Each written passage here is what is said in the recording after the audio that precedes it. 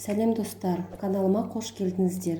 Видеоны соңына дейін қарап, подписка, лайк басуды ұмытпаңыздар.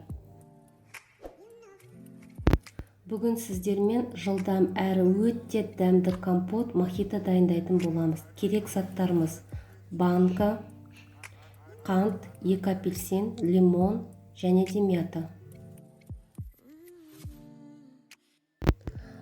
Апельсинімізді қалауымыз бойынша жарты бөлікке бөліп турасаңыздар да болады, немесе домалақ қып турасаңыздар да болады.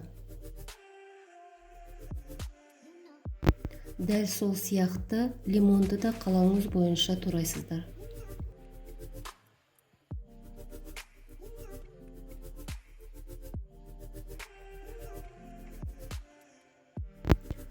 Бұда 10 минут ұсталынған банкамызға апельсин және лимонымызды саламыз.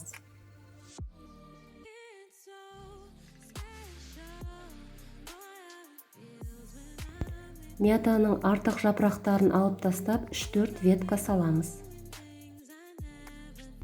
2 литр банкамызға 200 грамм қант қосамыз. Қайнап тұрған кипятокты толтырып құямыз.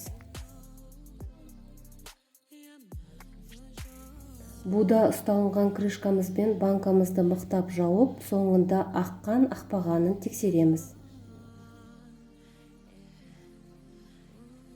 Банкамызды төңкеріп, орамалмен 24 сағатқа орап қоямыз.